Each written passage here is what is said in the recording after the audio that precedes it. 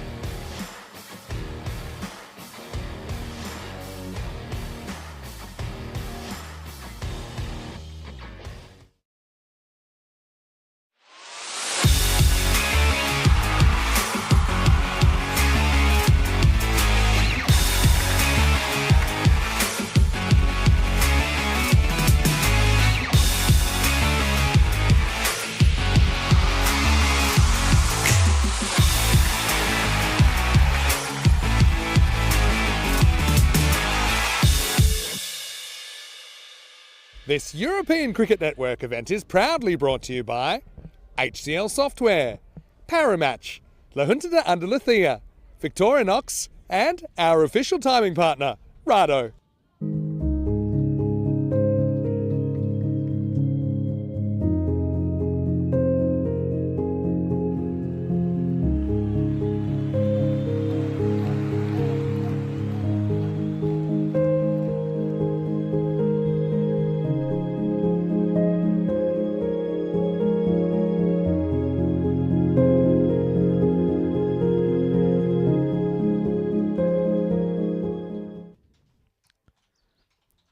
Hello, cricket lovers, and welcome back. Just 10 days to go to Christmas, and of course, it brings us to talk a little bit about our charity partner. Of course, a lot of people around the world are less fortunate than us and struggling with hunger, and we can all make a difference.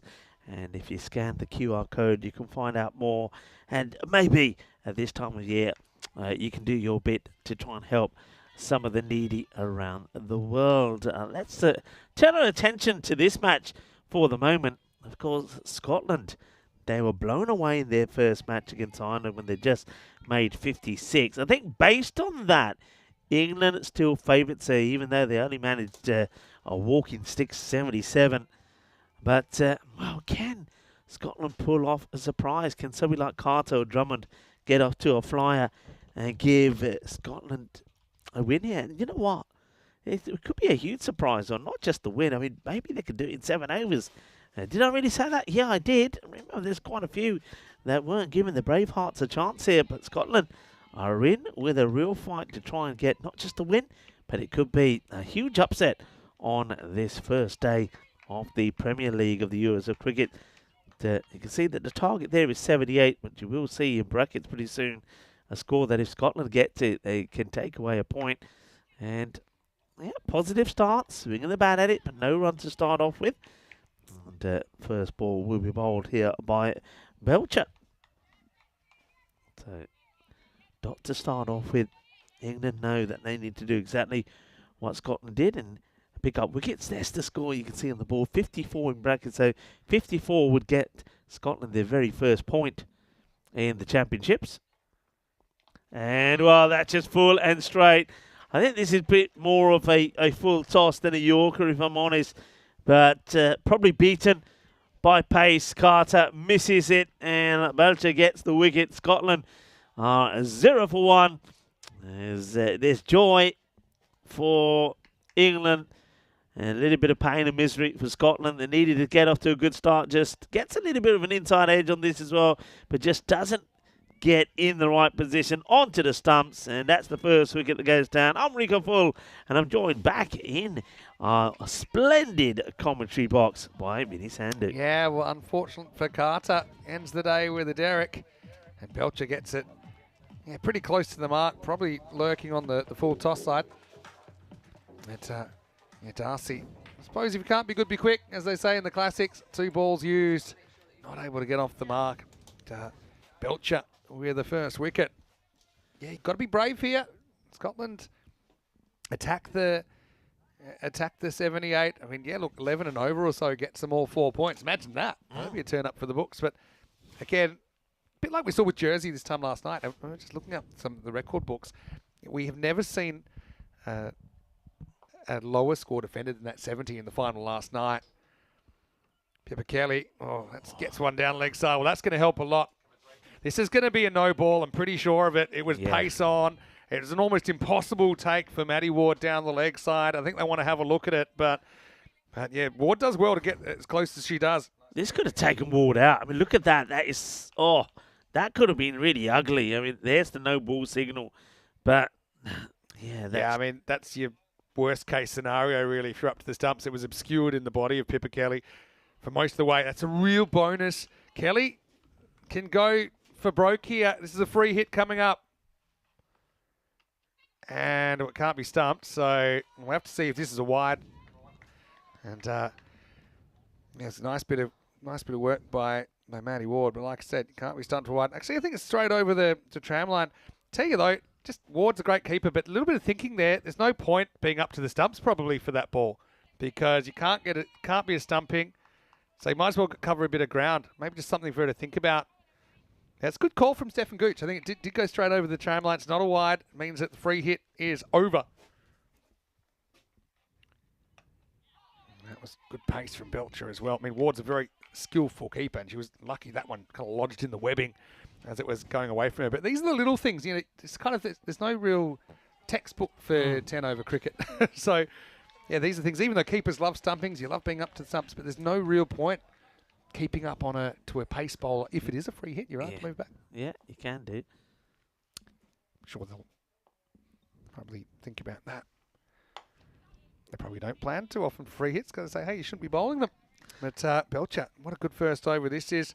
And despite that one that got away down the leg side, I think that's the only run we've had, right? We haven't had a run off the bat yet. None off the bat. And you got to feel a bit for Matty Ward there as well. I mean, you're a keeper, and you know you hate those because that goes down as buys. And it's an ugly Craziest one, law isn't it? change ever. And I think I consciously changed it to that. That's another one. So the extra ball pays off for Belcher, who has a double strike. Hits the timber twice in the first over. And unfortunately for Scotland 11, with their batting, the more things change, the more they stay the same. They lose 2 early on, and it's 5 for 2 after 1. Yeah, and the only runs, of course, extras, which was the no ball and 4 buys. So England make the perfect start, if you like, as they take 2 wickets straight away. And Scotland, same issues for them. And the top order just not clicking. And what hurts them more is last time Carter did get to 13, and this time she scores no runs at all. And now they get the wicket there of Kelly pretty early as well. So Scotland came out with great hopes of trying to get the victory, but there's 2 ducks, a 2-ball duck and a 5-ball duck, and they're, well, England back again on top. Full straight. That's a pretty simple game plan, but it's a pretty good game plan. This is Abby Aitken-Drummond. He's coming to the crease. And in fact, she's been at the crease the whole time. She's just getting to face up. She's been joined by captain, Catherine Fraser. So, yeah, you know, it used to be that if, like that situation, a no ball that goes to the boundary without touching anything used to be signal, or used to be 5 no balls, just like you have 5 fives. It's okay, just 1 ball extra. And I can understand sometimes there's things that go, oh, it doesn't really make sense, but that's the way it is. That's the way it is. There are certain things that don't make sense in any rule set, any game. One ball, good take as well. Rhiannon Nolan-Davies getting the second over. She impressed me this morning with the ball. But the fact that it used to be that way, and then they've said, and this is the only, often there's, you know, pros and cons and there's opinions. The only thing I've ever heard is, oh, it's a bit harsh on the bowler, isn't it? That's the only thing I've ever heard. They said, now we're going to say that any buys or leg buys off no balls are considered as buys or leg buys. Yeah, I don't get it. How can it be harsh on the bowler? The bowlers are gone. And she's played and missed the 2 outside the off. This time tries to give herself a little bit of room and then comes out of a crease. And it's going to be another duck. Can you believe it? Drummond, after watching 2 from the non-strikers, and she'll be another. So a hat-trick of ducks there at the moment as Abby Aitken-Drummond will get stumped beautifully by Matty Ward. And it's another wicket, and it is Nolan-Davies that takes it. Maddie, pretty close to breaking the plane, but I think she'll be okay.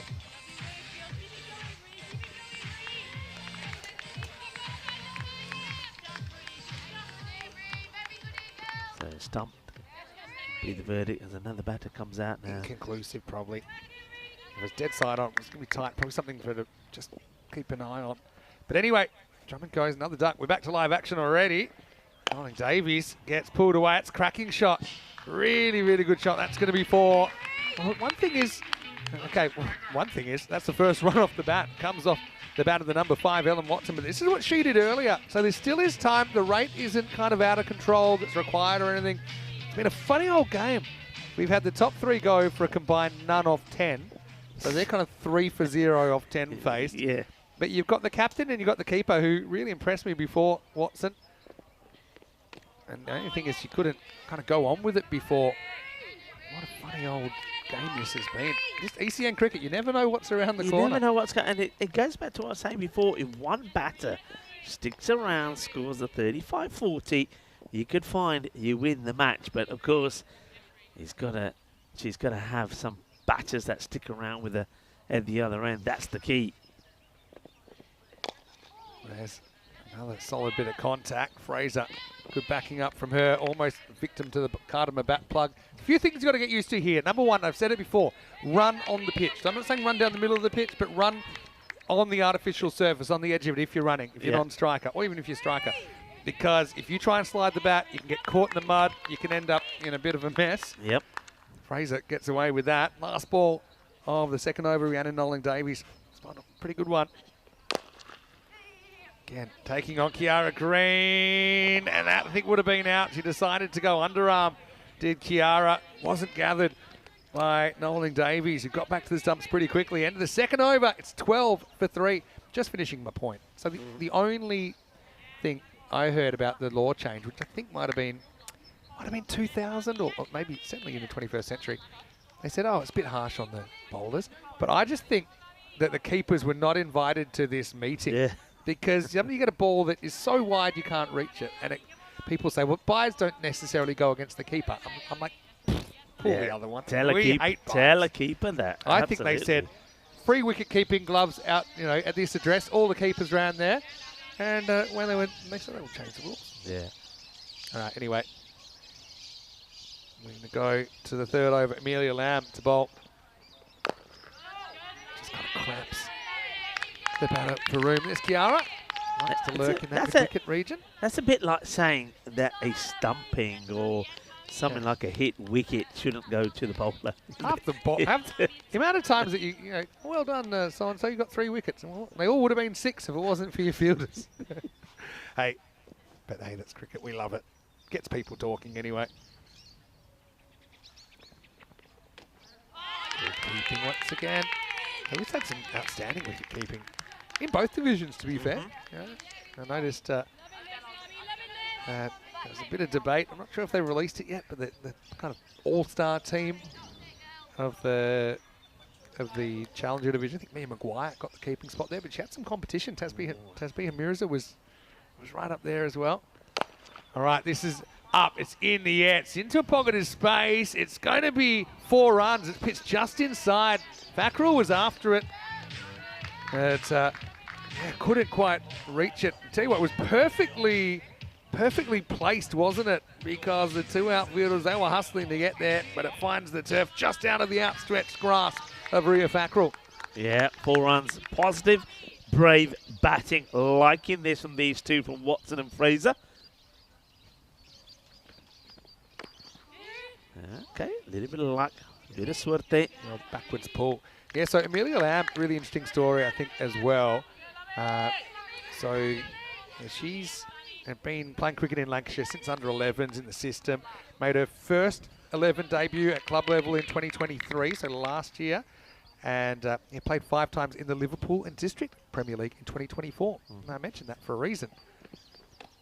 Oh, great keeping once again from Ward. Does get distracted by the creative shot choice of Watson.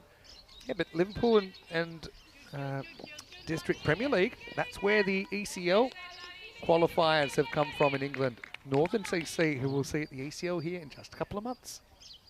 Won't that be exciting? Backs away. He hits it straight to Amy Gordon. Didn't really see it, but who cares? She catches it. Brilliant catch, really. Watson's fresh out of luck. She actually took the hard shot option here by backing away, wanting the offside, had to reach for it.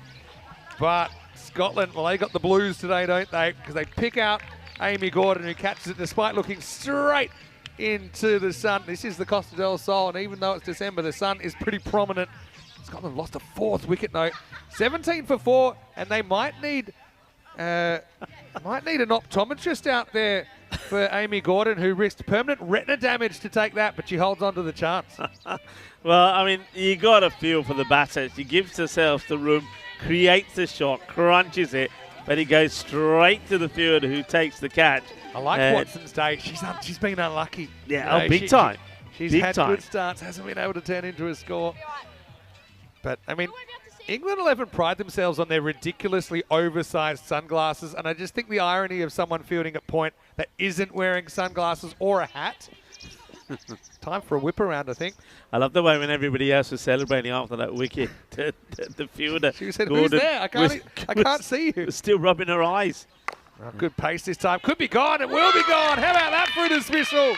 Belcher comes back. Genuine pace there. Flies down to Rachel King on the boundary. Well, I saw her over the boundary earlier on. This time she's the right side of the border. And Belcher, would you believe it? She's got a third wicket. And Scotland 11 in all sorts. Believe it or not, Belcher's on a hat trick as well. Remember, she took a wicket with the last ball of her first over. Yeah. This is pacey. I like the fielder down at third exactly for that. Sunglasses on. Makes sense. Really, Scotland 11. They were in this game at half-time now. They'll be lucky to get a point out of this. Fraser, again, she's fresh out of luck, out for 6 at 17 for 5. I'm going to take nothing away from England, but Scotland, I just think they have been so unlucky at times. That one, how many times have we seen that go to the boundary? It goes straight into the hands of King, who holds on to it. Belcher gets another wicket. So, yeah, well. All right, hat-trick ball. We've never had a hat-trick at the ECC-W. We still haven't. It's like, oh, well, we might have a run out, though. Oh, no, it's going to be out anyway. Oh, dear me. The wheels are off. And Scotland 11, 17 for 6. And something tells me that is the very rare Diamond Derrick. That's pressure, pressure, pressure. And, well, I thought Scotland 11 batting second might be a blessing. But really, it's all turned pretty sour for the Scots. 17 for 6. Once again, well-executed run out from the English. Oh, dear. What can you say about this? You were always going to be in trouble taking this on. And it will be. It's going to be a Diamond Derrick. Here comes the throw, and she's always struggling to get there. And maybe, I don't know if a dive would have helped the course. Maybe not. Nah. Unless she's an Olympic diver, I don't think so. And thing is, it was straight to the preferred side of Tilly Kesteven. It's a team as well. hat-trick, Yeah, Neve Muir.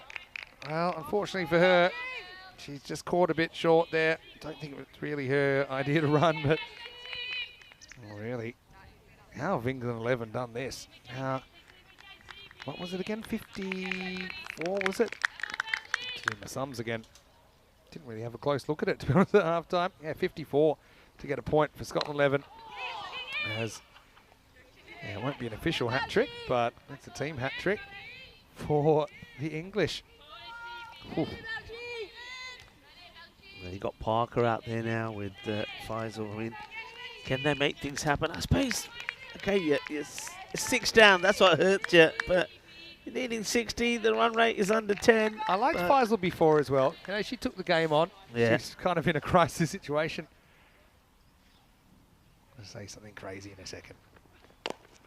But that run rate required isn't out of hand if you just look at it in isolation. It's 9.5 and over.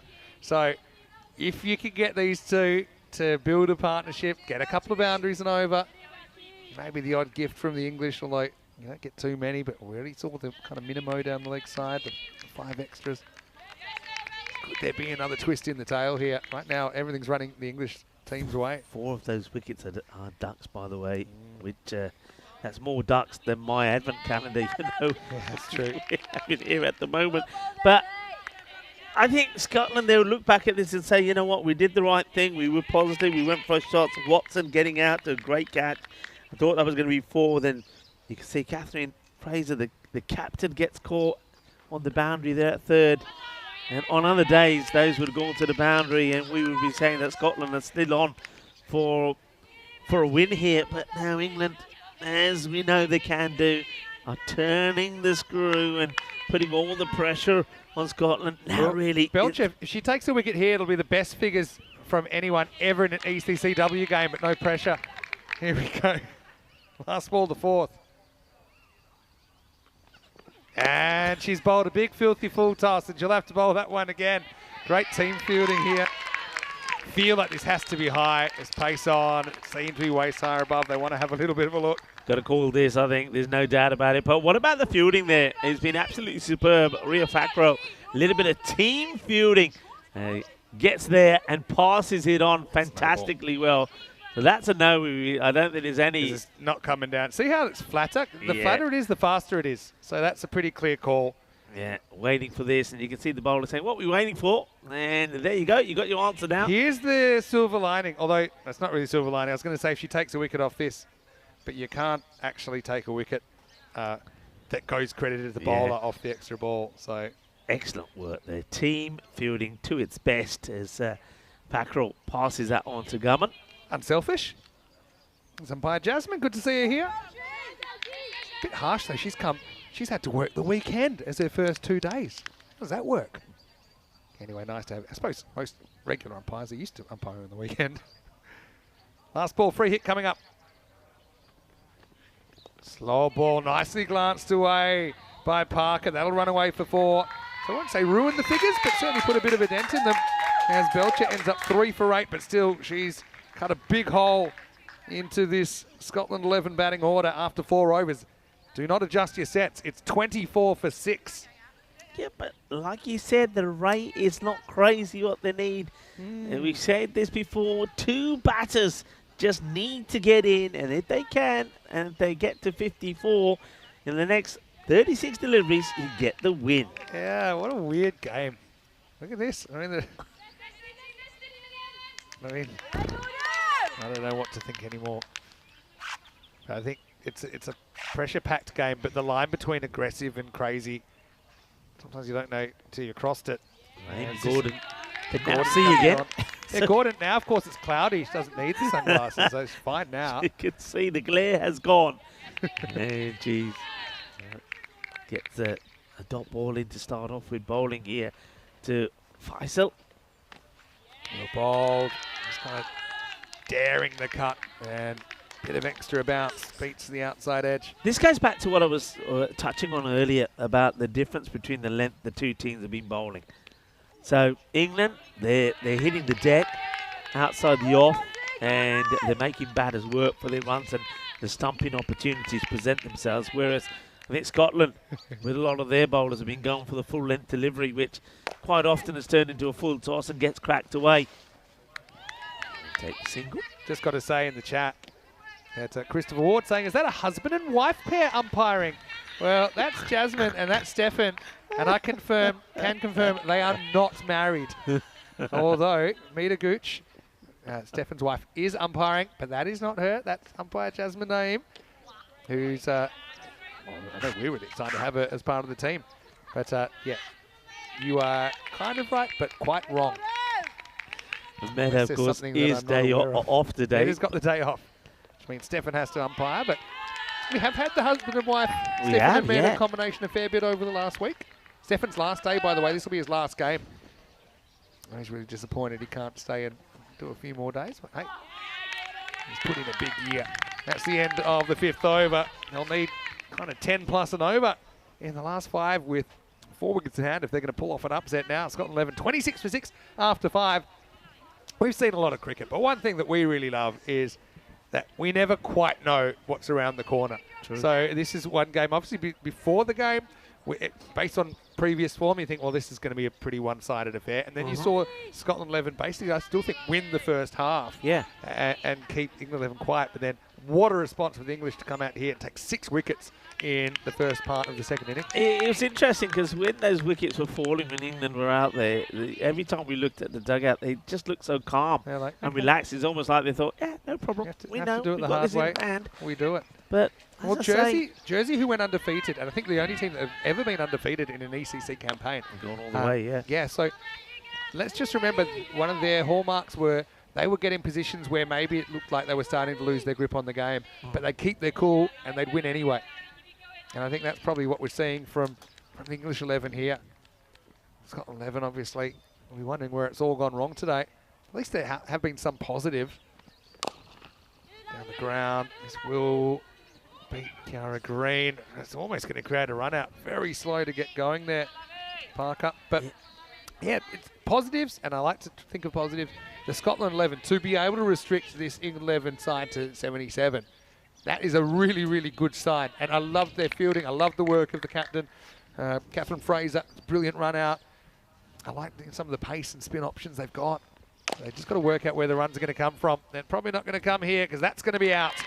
And it's another simple catch. Julie Kesteven in that cover region. Faisal trying to get on with it. You can understand that. Things slipping away. She'll be out for 3.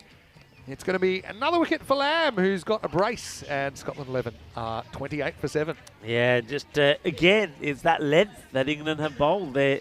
It's almost like they're saying, you know, we're going to bowl this heavy length, short of a length. And, you know, with the talents of Maddie Ward behind the stumps, they're challenging the batters to come out the crease, to get to the pitch of it. Batters are not doing it. They're playing from inside the crease. Means that they're skying the ball up in the air, and the fielders, and this time is Kesteven, are doing the work. She takes the catch, and Lamb picks up another wicket. 3 of 10 for Faisal. It's a slow and disappointing walk back up. And she contemplates what probably could and should have been. Looks like she's lost the... Oh, there it is. I thought she lost the bat in the process. And new batter gets out there. All right. McCall. Kirsty McCall seeing if she can just get a couple of shots in here and really try and get to that 54 now, you 54, yeah. I think you've got to reassess. The funny thing, I don't think it's even run a ball pace to make the 54. Ooh, another one. Charges blindly. And Maddie Ward, she makes the quite difficult look easy on a routine basis. She's just so cool. Again, there's no rush here. She knows if I take this, I got my time for a stumping. She goes bang, flicks off the bail, probably before the batter had even turned around. So Amelia Lamb's on a hat trick now. I feel like we're going to get this hat trick at some point. McCall, unfortunately for her, it's going to be a Derek coming McCall's way. Well, there's Golden Derricks. That's another duck But again, in the innings. if it's a bit of inexperience, and this is what the learning of tournament play is all about. Okay, you don't necessarily need to get the 78 here, but you might be in a battle, let's say for 4th place or for position or 3rd or 4th or whatever. But every point counts, and so they don't even need to run a ball at this stage. So to charge down and try and whack the first ball for 4 or 6, just not really required. It's inexperience. Maybe haven't played with too many keepers that are classy like Warden standing up, but I just love the work there from Warden. You can tell a good keeper when only the one bail gets taken off as well. Doesn't trash the stumps, just clips the bail, says thank you very much. And Lamb has taken another. So hat-trick ball, here we go. Yeah, hat-trick ball. Will it be the first ECC-W hat-trick? No, it will not. It's full toss. And that'll be a single. A question, what's the lowest ECC-W team score? I think it probably came in the first half of this series. So you probably have to look at Czechia there. So the lowest score would have been 26 or 22 actually was their lowest score. So at least Scotland past that. That's in the air. It's not going to carry. It will get through for a single end of the 6th over. It's 30 for 8. Yeah, it's not going to plan, is it? 30 comes on the board, and you can see England, they just taking this in their stroll. Kiara Green just having a look and saying, right, maybe it's time for me to have a bowl now. Just giving others an opportunity. I'm thinking, okay, it's time to see if I can pick up the remaining 2 wickets required. Scotland 30 for 8, the end of 6. 0-0-0 in Australia. That's the police, fire, ambulance. That's the top 3. And here, of course, all Europe-wide, including, I think, UK. 112 is universal. 999 in the UK as UK well. still, yeah, 999. You can use either. You can use either, actually. Kiara Green gets bowled. Probably smart. Only a couple of wickets to get. As it will be 4. Nice shot from Parker. Look, still to chase this down, to chase the 54. It's not beyond them, but they're just running out of batters. That's the main issue. Nice shot there by Parker. Yeah, nice shot. Gets the swivel on this. Bit of the owl and a bit of the owl from the fielder as well. Who's not able to make the stop. So Libby Thomas concedes the 4. Oh, bit of luck. Poco de suerte. There's Parker with the French cut. Happy to take the 1. Masira gets another opportunity. Yeah, let's see what they can get to here. And, well, it's 19 off 22. It's got to be your play here, surely. Unless you're really feeling lucky.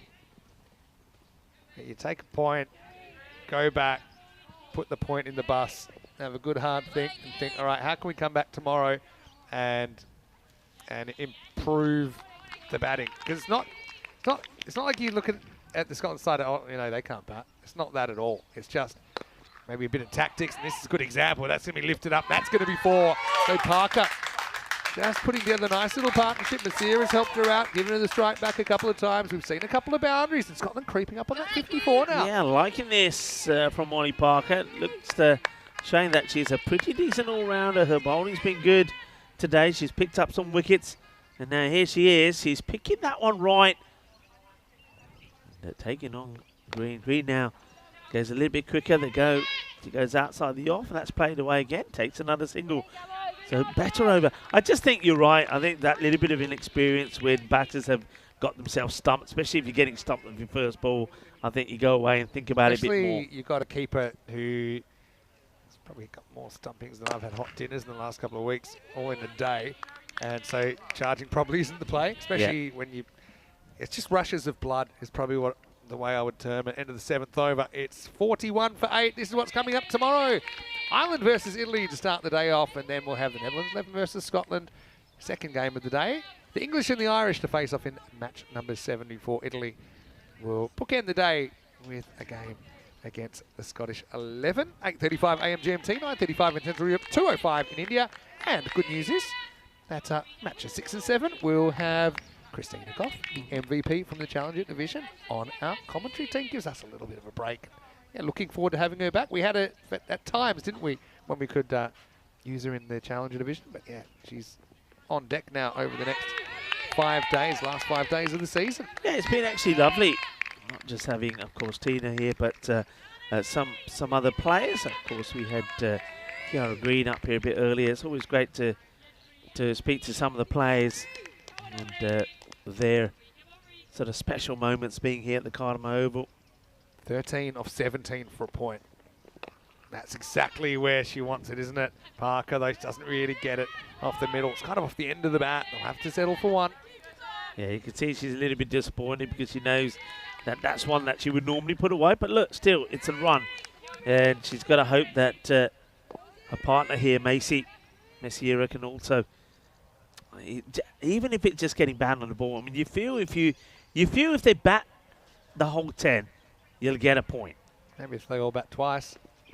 But anyway, that's the name of the game, That's though. mean from you. No, but they'll be so frustrated, Scotland. I thought there was a bit of spot in I it. am, you know. I'm neutral, as everyone knows. But, you know, I just want to see everyone, kind of get the best out of their tournament. It'll be a real learning experience for Scotland today.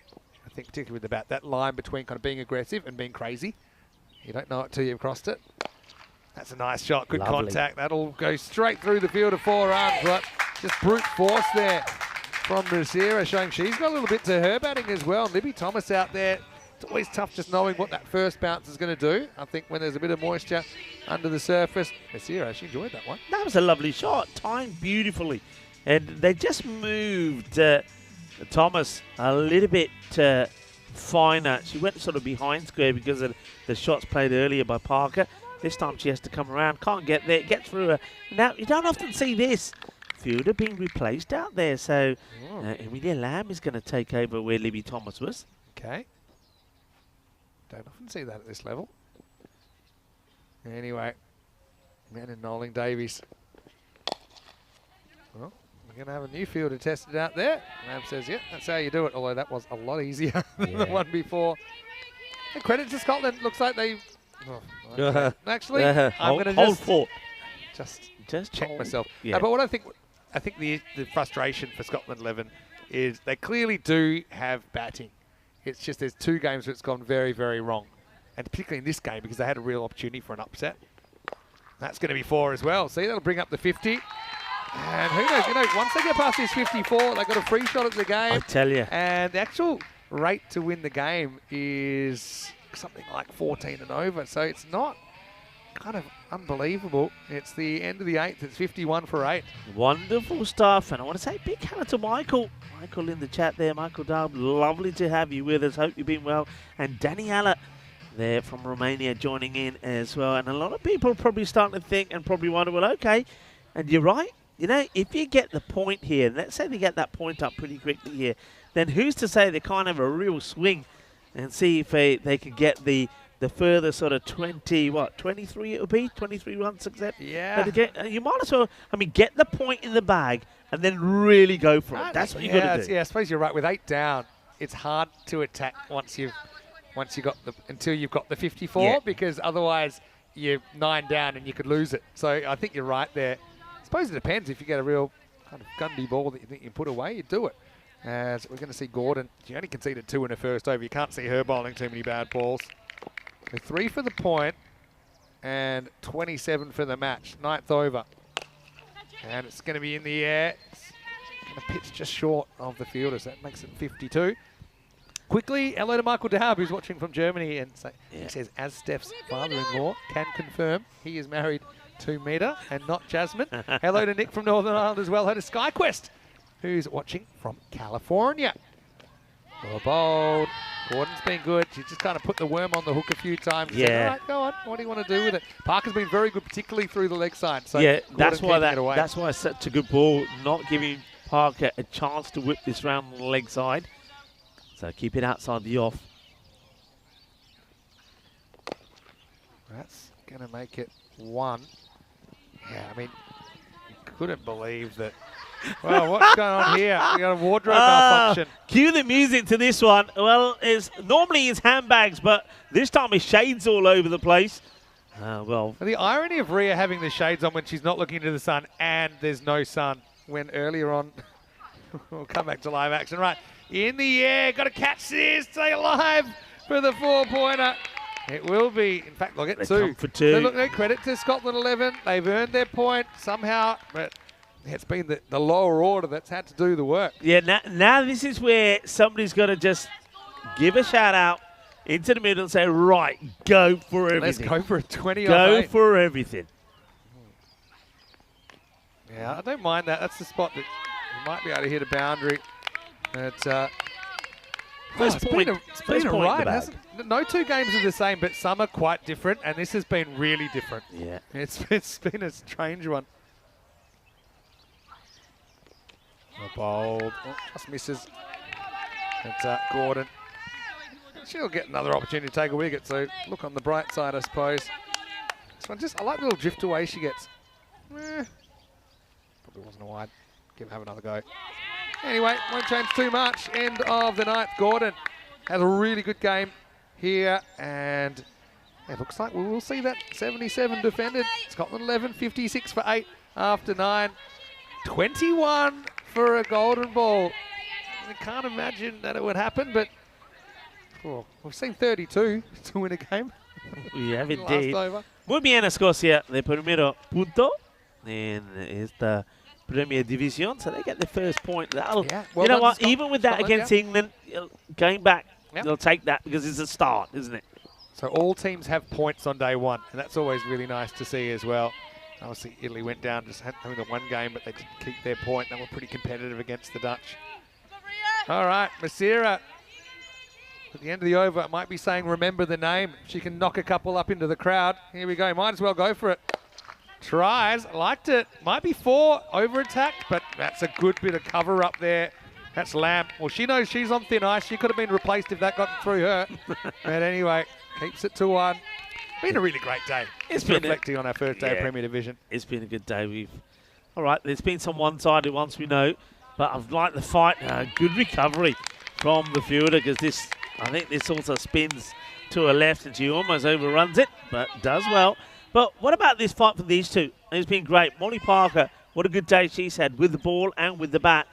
And she's made 24 of 16, and Maisie Macera gets to double figures as well. It's actually close-ish. Probably, I feel like it's probably just okay. She's bent. It's a tough call. They say it's all right. Yeah, I think she's pretty low down. Spinner as well, I suppose. But Scotland, it's the old adage, isn't it? But I got to take a leaf out of these 2's books. You know, they've handled some pretty tough bowlers, and they've at least have gotten Scotland to a point. But tomorrow's a new day. That is going to be caught. What a great catch! Brilliant stuff And that's Rachel King. Well, we've seen her on both sides of the boundary today, but that was very, very athletic. She goes and tumbles backwards on the way as well. Parker is going to go, but not before a really brave 25. Gets her team to a point, 60 for 9. Oh, what a wonderful moment this is. This is absolutely superb. And look at Ria Fakra. I wonder if we can see that again. She's giving the hearts out there to Rachel King. It is a great catch. Oh, look, 2 feet off the air. Brilliantly taken. Yeah, look at the way. I like the way she really doesn't want to touch the ball on the ground. Or it does after maybe when she's getting up, but it seemed like the catch was complete by then. Parker goes for 25. Liked her innings a lot. And I know she had a couple of times in the day that didn't go for her, but I think she had a pretty good day, Molly Parker. It's 60 for 9, and we'll get a look at Lucy Smith, batting 11. And number 11 comes in and got a ball to survive. And she will survive it. Looks okay. So definitely batting in the Scotland 11 lineup. They just need to talk their tactics, maybe talk about situations, and I think they'll learn a lot even just by watching their batting innings, even though it might be a bit uncomfortable at times. But in the end, England 11 good enough to defend that 77. They run out winners in match 4 by 16 runs, taking 3 points. But Scotland do have their first point in the ECC-W Premier Division. Yeah, well done to England, 2 out of 2. And also well done to Scotland getting the first point. And when you have a look at these highlights, I still feel, Vinny, they were unlucky, Scotland, because there were a couple of, all right, there were some wickets there that were unnecessary, but there were some there, like that one of Watson and also the captain, Fraser, could have gone either way. And if they had a little bit of luck, a little bit of the rub off of the green, or maybe a little bit of luck, the Irish, who knows, but if they had a bit of that, they could have ended up still winning this match. They go down by 16 runs. Smiles on the faces then of the England 11. Of course, Kiara Green will lead the handshakes with Scotland. And it's nice to see, and I remember growing up, in a different sport, the sport of football, the matches between Scotland and England, and of course you threw Ireland in there as well, and Wales used to be absolutely brilliant. You don't see a lot of that these days, but it's good to see that we're seeing it in the cricket, in the Euros and women's cricket. A very good match, an entertaining match, which concludes really an entertaining day. So handshakes all around. England 11 will go up the famous Cardamom steps to plenty of applause as we get ready to cue the highlights. But not before we take a look at what's happening tomorrow. Ireland, after a very impressive start, will be looking to continue in good form against Italy. Italy will be hoping that their openers will be better tomorrow. And then Netherlands and Scotland. That's going to be a good test for Scotland, but I think the match that everybody's really looking forward to, it's the last two. I think England and Ireland will be a great contest. Then Italy and Scotland, that could be a really good matchup as well. So plenty of good cricket coming tomorrow, day 2 of the Premier Division. Of course, not just myself and Vinny Sandhu will be here, but Christina Goff will be joining us as well. Looking forward to have Christina in the commentary box. So let's have a look at the highlights. And it was a disastrous start, really, with Chakadipati with a wicket going first up. And in fact, the first 3 batters all getting 0. Yeah, call the cops, 0-0 if you're down under. But how about Belcher? How good was she? Just kind of got in the right spot. Yes, and Scotland, after 2 games, I think maybe you are looking at trying to make a few changes to try and get that combination right. Then you maybe stick with it. You never really know till you get here. Or maybe I think you've got that 1 game tomorrow against the Netherlands. Maybe you kind of stick with it and just give maybe some clear instructions. That was a funny old one as well for Amy Gordon, who didn't see too much of it, did catch it. But look, like I say, I think for Scottish fans, I think what's frustrating is there's clearly the talent there, the ability there. But that's what ECC-W cricket does. It kind of puts you under pressure. This is just a hit and run. Probably wasn't a run. Probably not required, and that cost Niamh Muir her wicket before she'd even had a chance to face the ball. But I like the fight from Scotland in the end. England, first half, they were well on top defending the 77. Yeah, they were. And the only pressure that came to them was when we saw the likes of Parker there towards the end. Molly Parker, 25 of 18. Actually ends up the highest score in the match, so that's something positive to take away as well. But I think you're right. that maybe the batting order could just be changed around a bit. Drummond doesn't really doesn't look to be ticking there at the top. Carter also, so you can make some little changes there. But England, the only time they were tested is when, well, they were playing games with each other. That was a funny moment, wasn't it? But only when Molly was out there with that good little partnership there between her and Sierra, that's got them the point. Good catch by King, took a couple of good ones. But you know, it's hard to win a game if you don't hit a maximo. And we didn't see Scotland hit a single six in their 10 overs. And you can see they love that catch. Some good ones taken today. We've been treated to some fantastic fielding. But yeah, look, I think my strategy, if I was the Scottish coach, I'd be leaving it tomorrow and giving those batters another opportunity. And the reason is, you know, once you make that move, it's really hard to change it back. So I think you give them the opportunity to reflect, to maybe have a look at the games. We know it's hard with the players at the ground for them to kind of look and kind of get that kind of quiet analysis. And so I think you'd stick with your plan A tomorrow, give it another chance to work. If not, then you've still got 5 matches maybe to make some changes. But once you push batters down the order, then they feel even more pressure. And they're probably in situations where they might not be facing too many balls potentially as well.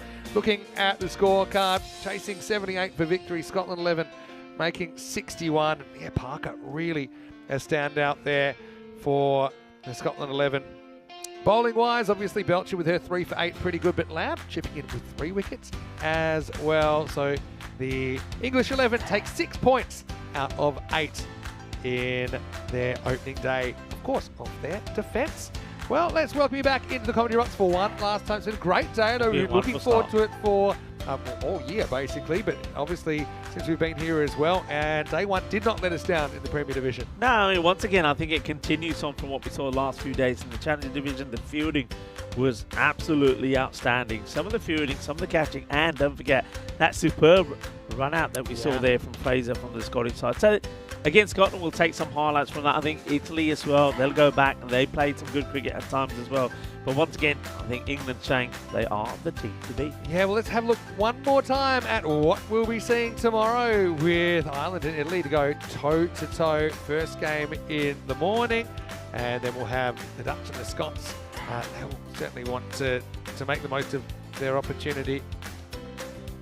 And so then we'll have England versus Ireland in match 7 and Italy versus Scotland to round up the day in a battle of the Blues. Same time tomorrow, 8:35 GMT, 9:35 in Central Europe, and 2:05 in India. Once again, I want to thank everyone out there for your company today. And big thank you goes to all the players and, of course, the coaches and the managers. We've seen 5 more teams get involved, and they've really entertained us. Yeah, they have. I just, once again, I think we've said this a lot about this Euros of women's cricket. I just love the attitude of all the players. And one thing that I always take away from this, and I know I said about the Challenger Division, and it's the same here, just a smile. Isn't it great to see top competitive players out there in the middle playing well as a team, but also playing and having fun? And that's the key for me. If you're not having fun, then you shouldn't be doing what you're doing. And these girls, they're out there, they're having fun. I played some fantastic cricket, and I think tomorrow, Monday, is the start of our final week as well of the year. I think we're going to have a sensational day and a sensational week. Absolutely. Well, it's more fun when you win. Italy, Scotland tomorrow night. If Scotland can't win their first game, they'll be really desperate to get going. Italy likewise. But anyway, anything can happen. We've already seen that. If you are watching on YouTube, we'd love you to like this video, subscribe to the channel, tell your family, tell your friends about ECN. Don't forget also our social media at European Cricket, and also our website, europeancricket.com. Now, Two Circles, I got to say, well done to you. I know that you're pretty keen to get on with it because they've had a big year as well. And they've kindly put together some of the best bits of opening day in this Premier Division. For now, Vinny Sandu, Mr. Maxim, on behalf of Rico for the whole European cricket team. Don't forget Tina Goff. She'll be right here tomorrow as well to give her thoughts on all the action. But for now, from everyone here on the ground in Spain, stay happy, stay safe, and stay sane. 5 more days of cricket left in season 2024. We'll see you right here tomorrow at the Cartermore Oval for more ECC-W. For now, it's hasta mañana. Hasta mañana.